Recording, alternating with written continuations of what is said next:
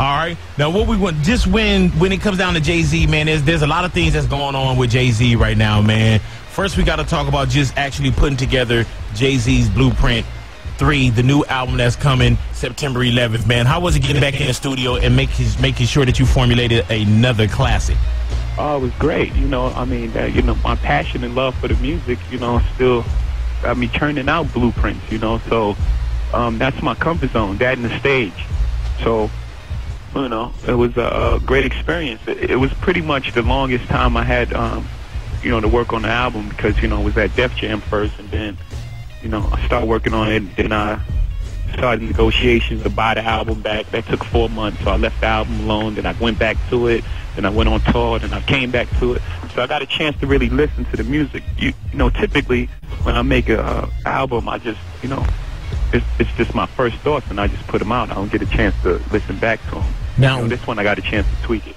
With that love that comes... Was that answer a little long? No, it wasn't at all. Hell no. And we're going to let you talk as long as you're going to talk, Yeah.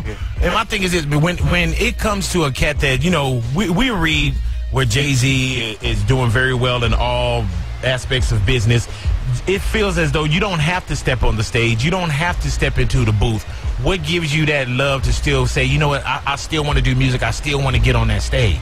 Yeah, just the passion for making music. I mean, you gotta, just the whole process of it. Sitting in the studio and the song or whatever type of music you put together didn't exist that day.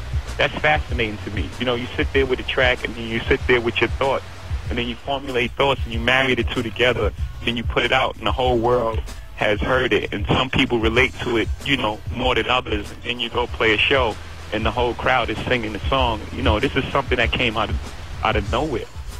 Now, this whole process of it, that's really my passion. Is Blueprint 3 the album? Is it done, or is there still room for one or two more, or are you finished with it? Yeah, always 1 or 2 more, because I push it to the last date. Because on my album, typically, on a Black album, I made PSA while the album was going to mastering.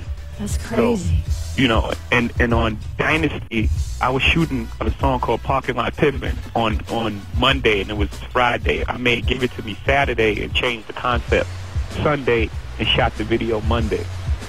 Wow. So, at the end, typically I usually get a pretty good song. Now, I want to ask you, Jay-Z, just about Death of Auto-Tune. When that first hit, that was like, it was one of those where it seemed like people hadn't waited. You didn't wait on a record or video or anything like that until it was something like a DOA. It was like one of those where we didn't know, but we knew that something was coming tomorrow. And it seemed like everybody kind of gravitated toward DOA at the same time. And when you listen to Death of Auto-Tune, you're like, man, is there anyone specific, or is it just too much in the game right now, and we didn't get a chance to ask you? So I'm asking you, is that at one person, or just the industry, or is it at multiple people? Yeah, it was pretty much a challenge for the music business to move forward. Like, sometimes we tend to get stuck on gimmicks, and that's not good for the music business. I look at auto-tune, for the guys that do it well, that's great. I love it. I like the records. I like Heartless. I like, the records that the guys have made. But when 100 people, jump on the same thing, it's very difficult to tell who's who. And when one genre of music start doing one thing, that's what happened to rock and roll. When rock and roll was doing that hair metal, that left room for rap to come in and dominate. And the same thing could happen with rap. So, I'm just pushing us to make different type of music. Let the 10 guys or whoever, the 3 guys, the 4 guys, whoever does that type of thing really well, let them do that. Let's figure out something else to do. And it seemed like now people that was holding on to like auto-tune tracks are afraid to bring them out now.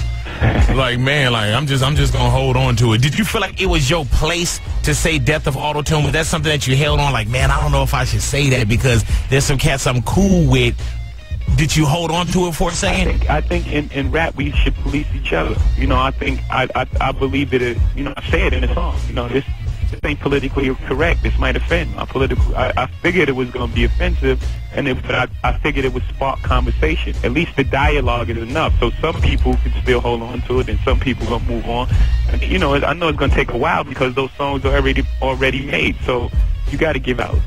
All right, now, being that we have you here, man, Chris Brown, BET Awards, Chris Brown, the Blacklist. Chris Brown can't get on stage because Jay-Z doesn't want him on stage. How real is that? And I know we got a soundbite of you saying no, it wasn't, but how real was that? That was absolutely ridiculous. I mean, that's not even my, form of approach. I wouldn't do that. Like, if I have a problem with somebody, I have a problem with them. I wouldn't go through BT or industry. That's corny. I wouldn't. That's crazy to me. Because I know that they were saying that Chris Brown was slated to be on that award show, and then all of a sudden it seemed like he just got kind of pulled off stage, and fingers did point at Jay-Z, like if Chris Brown get on stage and I'm leaving, and then it goes further. Oh, I'm taking Beyonce with me too, like it was a trump card. Nah, I wouldn't do that. That's crazy. All right, and what about with Dame Dash with his response of saying, oh well, Jay-Z stops people from eating anyway? Well, I mean, Dame ate pretty well with me. I don't. By the way, I didn't hear him say that, so I'm just taking your word for it. But I mean, he ate pretty well. I mean, really well. Hell yeah, best believe that. Hey man, the game is all over the world right now. In many, venues saying F Jay-Z, old brother, so on and so forth. Where did this game getting on Jay-Z? Where did that generate from? And where does this go to from Jay-Z's standpoint? I think he's been posturing for this type of thing, for a while. And I guess he just took the fact that I said I'm not talking about, which is not a diss at all, and just, figured, that was his opportunity. So, he's going on tour and he's promoting, I guess, buzz or marketing or however people feel that they need attention these days. So there's no real problem behind it. There's no real challenge behind it. Like with the Nas thing, that was a real thing simmering. It wasn't done for any marketing or anything like that. So, I typically let those type of things slide. But, I could wake up tomorrow and just really, go right in. Because you are human. Now, exactly. Blueprint 3, man, is there anyone on the album that we got to look out for that Jay-Z could say, hey, this person is on here, and when that album drops, this is the reason why you need to go pick it up also, aside from you being on there, of course? There's Beyonce and Kanye and MGMT and Drake. No, name some real names, man. I mean, like, good Lord. You know what I'm saying? I'm sorry. Then there's the engineer. Yeah, see, that's what I'm talking about, man. The light guy who ain't got the chips that day. I made the hook. Yeah, give it to the real people that work hard in there. Yeah. Jay-Z, what do you think about all the buzz on Drake? I think it's well-deserved. I think he put together an incredible mixtape that spawned, like, 2 smash records and, was successful and best I ever had. I think it's a breath of fresh air. I mean, I'm for progressiveness of rap or music in general. So, I'm happy for him. Do you feel like in the position that Jay-Z is in, man, that you need to make a death of auto-tunes, that there needs to be a co-sign on a cat like Drake just for the good of hip-hop? There's an Oscar De La Hoya that's good for boxing, and he got to stay around it to make sure that it doesn't tarnish. Do you feel like that's a position for Jay-Z also when it comes to hip-hop? Absolutely. I mean, I just, if you look at what Russell and them did, how they left the game for us, when they were at the height of, what they were doing. So my responsibility is to leave it intact the same way it was left for me, or even better. All right. Yeah, of course. There's no other reason to make that for auto-tune. Like, I could just, took the bag of money and just kept moving forward and just, That's what I would have done. Been about myself. Best believe that. Jay-Z up in here. Jay-Z, do not hang up, man. No, we definitely appreciate you, man. Now you one of them cats, Jay-Z. You don't just get on stage and walk across the stage. For one, you always make sure that you're tight with your lyrics, and you're bringing like the band, the orchestra to Powerhouse. Absolutely. Good Lord. Can I just ask one question? Are you going to perform PSA? PSA? Yeah. Man, of course. Okay, good.